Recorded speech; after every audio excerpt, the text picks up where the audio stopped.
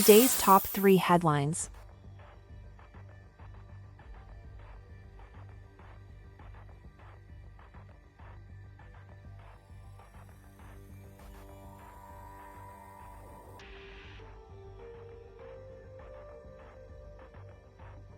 Russia hits back at the EU with sanctions. Russian President Vladimir Putin announced that the grain deal that allowed Ukraine to export grain safely through the Black Sea won't be restored until the West meets its obligations to facilitate Russian agricultural exports.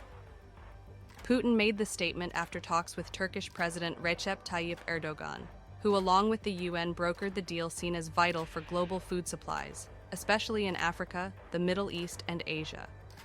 Putin said that if those commitments were honored, Russia could return to the deal within the nearest days. Since Putin withdrew from the grain initiative, Erdogan has repeatedly pledged to renew arrangements that helped avoid a food crisis in parts of Africa, the Middle East, and Asia. The European Commission has refused to confirm if a Swedish citizen being held prisoner in Iran is an European Union official.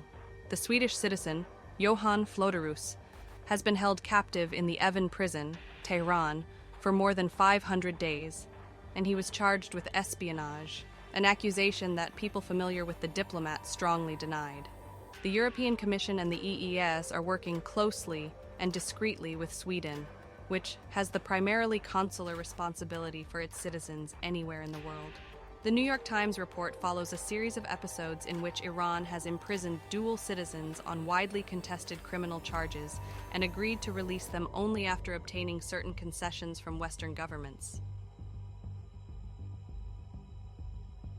Romania is hosting its 26th George Enescu Classical Music Festival, which is one of Eastern Europe's biggest musical events and the most important date in Romania's musical calendar. The festival is being held in Bucharest until September 24th, and dozens of concerts are being performed.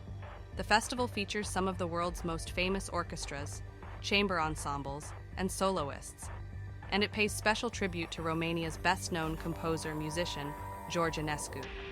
The festival's artistic director, Cristian Măcălaru, said that it's important to show the world Romania's best self and that it benefits Romania because they invited close to 3,500 artists this year.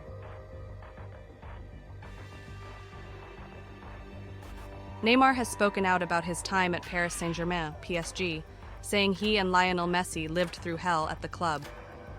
Neymar claimed that he and Messi were subject to unfair abuse from the club's fans after failing to win the Champions League with the club.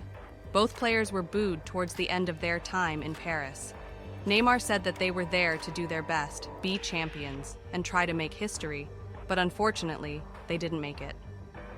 Messi left PSG this summer, joining Inter Miami in Major League Soccer, where he has transformed the club's fortunes.